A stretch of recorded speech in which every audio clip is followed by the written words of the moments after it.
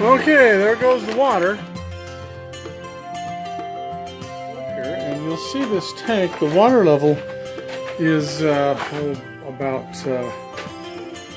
right about there. See that little black hinge on the ladder? That's about how high the water level is. But let's go in there and look. And the one thing before we go up there, just notice there's no water on the floor, so this is not leaking. Let me climb this little ladder. You see, there's the water level. So the tank is holding water quite well. So this is going to work.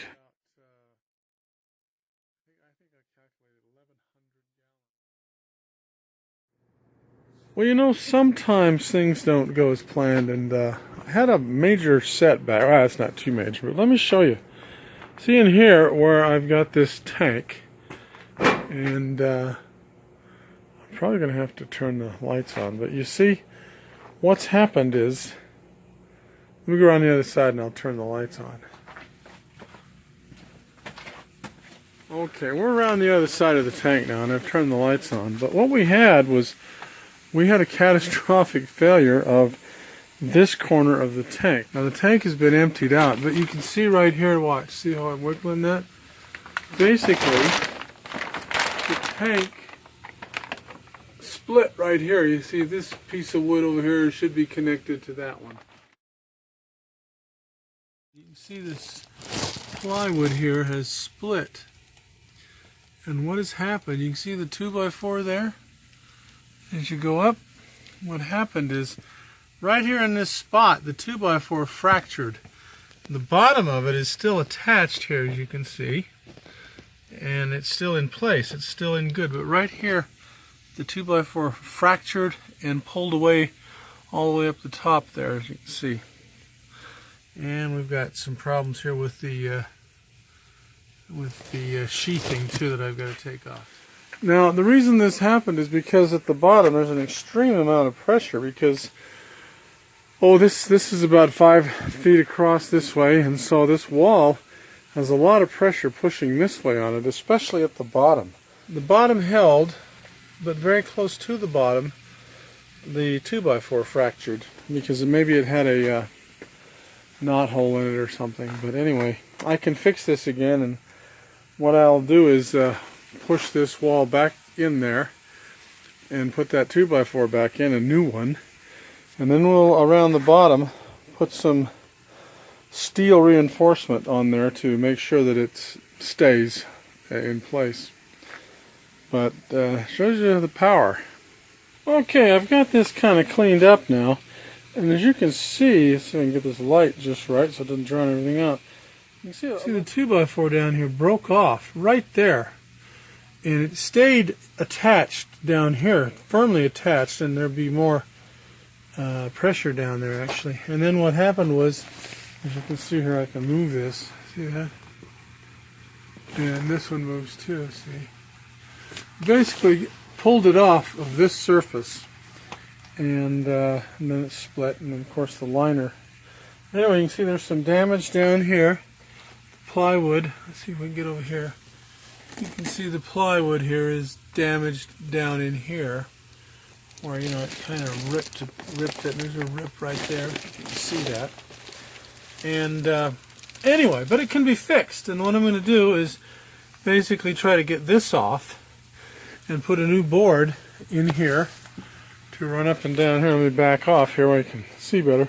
I'm going to try to get that piece off right there, and then put a new board in there to run up here and reattach this along this edge, and then try to get that hunk of plywood off, or just leave it there and put another patch over it to reinforce it. And then when I get this thing back together, what I'm going to do is reinforce the bottom with some kind of reinforcement, and also reinforce the kind of in the middle, because there's a lot of hydraulic pressure in this thing when it's filled up, and I probably was a little cavalier about this. So what I'm going to redo this, fix it up again, and put it back together. Thankfully, there's really no serious damage to this. Nothing that can't be easily fixed. And that's what I'm going to do now.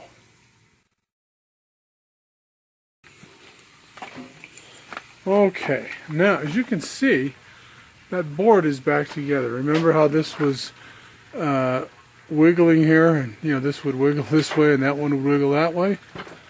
And it's all back together, and it's screwed together and glued again. And what I did down here, remember that piece of plywood down here was kind of was bashed in. So what I've done is put another 2x4 on the bottom there, see, and another 2x4 here.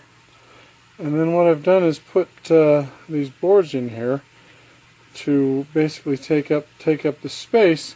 And then behind these boards there's another larger piece of plywood that covers the whole thing, and it's attached to these 2x4s and the other ones, and this one and this one.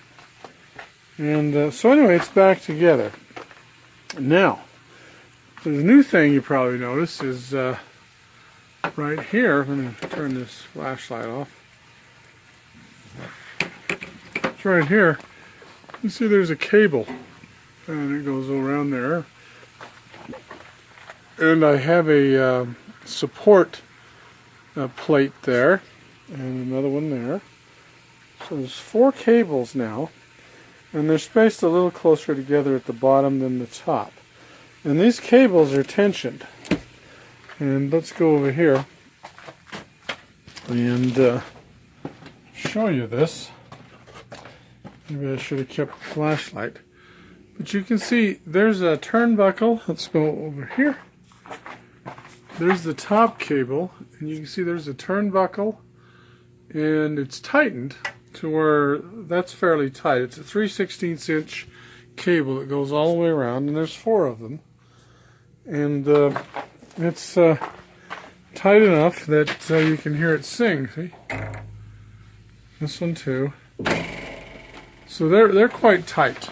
Now, the purpose of that, of course, is to hold the sides together, because on the other side what seemed to happen, and this is not the same side, but this piece here pushed so much pressure on it, it pushed away and separated from the other side here. And I'm going to make sure that doesn't ever happen again. Now there's another thing that I thought, while I'm at it, I might as well reinforce something else, and that's this. Climb up in here. Now you can see, they're turning on the flashlight here.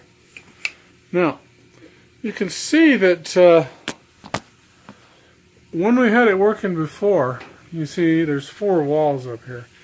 This wall right here, this close wall, and the far wall over there, never did show any sign of flexing or anything like that. But I thought, let's just be safe. This wall is longer than this wall and that wall.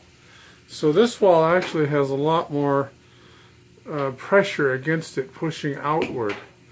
And that puts pressure here and pressure there pushing outward. Now the cables should take care of this wall rather nicely, because that's a shorter wall, so there's not as much pressure there.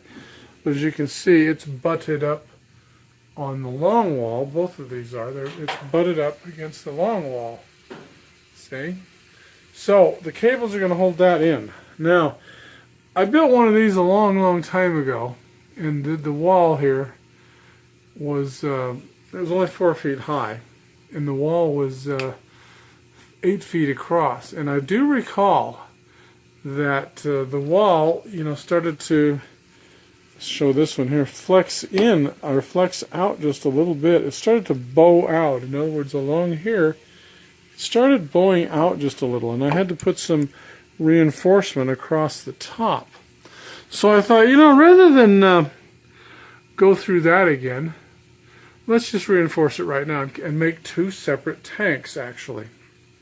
So what I did was this structure right here is going to be a partition that's going to go across here, like that. and be fastened at of course, this end, this end, and that end, and glued and screwed in place, and it's tight. I've already measured it. And then what I'm going to do is, you see how these 2x4s run longitudinally instead of vertically.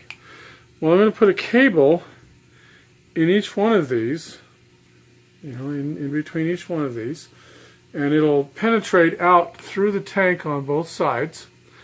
And then what I'm going to do is tighten that cable up so that this side, that side, and this side are tensioned this way, tensioned inward against this structure here. And then what I'm going to do is cover this structure with plywood on both sides, and basically fasten it in place. And then what you'll really have is two tanks here, one over here and one over here. And the reason for the two tanks, well, number one, you don't want to get this wood soaked, so you got to keep it dry anyway. But the other thing that I thought was kind of a good reason is because what if one of these for some reason sprung a leak? Well, you'd still have one tank running, and you could actually empty out the other and put a new liner in it, and pretty soon you're back in business without taking this whole tank down. So that's why I'm going to do that. Anyway, I think we're back in business now. What I've got to do is climb in there, and I've already got some screw holes put in and lined up. And this is dried out enough that, well, it's dry, so where I can put some glue to keep the lateral forces, so that it's not going to be able to move laterally, and screw that down on the bottom, of course, for the same reason.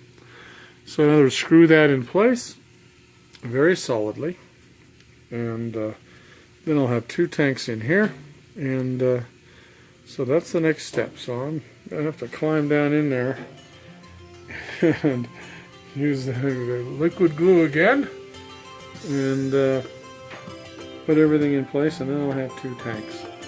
And that'll probably work out best, and then we'll have a pretty rigid, strong tank that shouldn't have any problems with structurally failing anymore.